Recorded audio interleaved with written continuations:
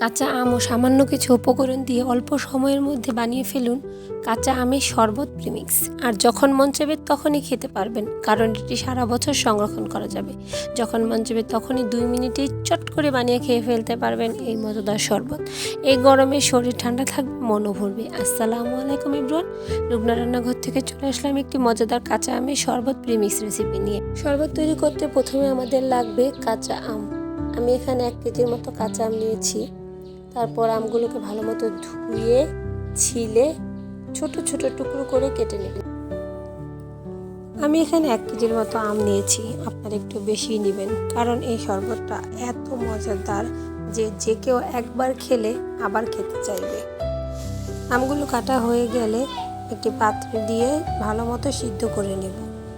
সিদ্ধ হয়ে গেলে আমগুলোকে ঠান্ডা করে একটি ছাঁকনিতে নিয়ে ভালো মতো চেলে নিতে হবে, কিংবা ব্লেন্ডারও ব্লেন্ড করে স্মুথ পেস্ট তৈরি করে নিতে হবে। চেলে নেওয়ার পরে কনসিস্টেন্সিটা ঠিক এরকম থাকবে। এবার আমরা 1 মুঠো পরিমাণ পুদিনা পাতা দিয়ে দেব। আমি একদম গাছের ফ্রেশ পুদিনা পাতা দিয়েছি। তারপর আবার একটা ব্লেন্ডারের সাহায্যে ভালো মতো ব্লেন্ড করে নিব।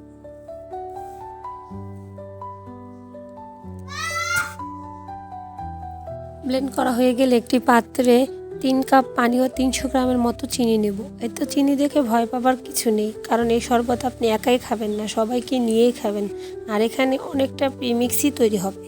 চিনি ভালো মতো গলে গেলে এর সাথে আমের মিশ্রণটাও দিয়ে দেব।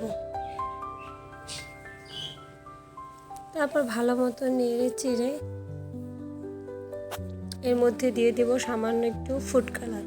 ফুড কালারটা অপশনাল, আপনার মন চাইলে দিবেন, না মন চাইলে দেওয়ার কিছু নেই। ফুড কালারটার জন্য জিনিসটা দেখতে একটু সুন্দর লাগবে।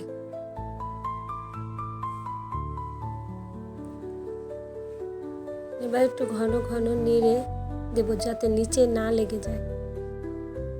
এরপর দিয়ে দিলাম 1 চামচ বিট লবণ,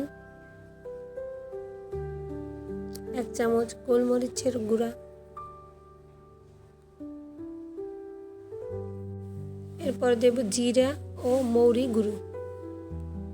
এ পর্যায়ে দিয়ে দেব 1/2 কাপ লেবুর রস, যাতে চিনিটা ক্রিস্টালাইজ না হয়, কারণ সারা বছর শরবতটা সংরক্ষণ করব। চিনিটা দানা বাঁধলে খেতে ভালো লাগবে না। এ পর্যায়ে এটা টেস্ট চেক করে কিছু লাগলে দিয়ে দেবো। এখানে আমার লবণ কম হয়েছিল, একটু লবণ দিয়ে দিয়েছি। এবার ভালো মতো নেড়ে চেড়ে বলক উঠলে হয়ে গেল আমাদের প্রিমিক্স তৈরি। এখন কিন্তু শরবতটা অনেকটা ঘন আছে, ঠান্ডা হলে আরও ঘন হয়ে যাবে।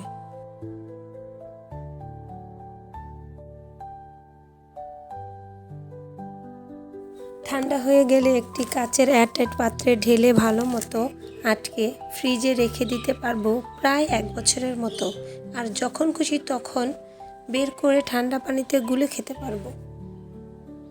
আজকের মতো এ পর্যন্তই। ভিডিওটি ভালো লাগলে অবশ্যই আমার চ্যানেলটি সাবস্ক্রাইব ও একটি লাইক দিবেন। আল্লাহ হাফেজ।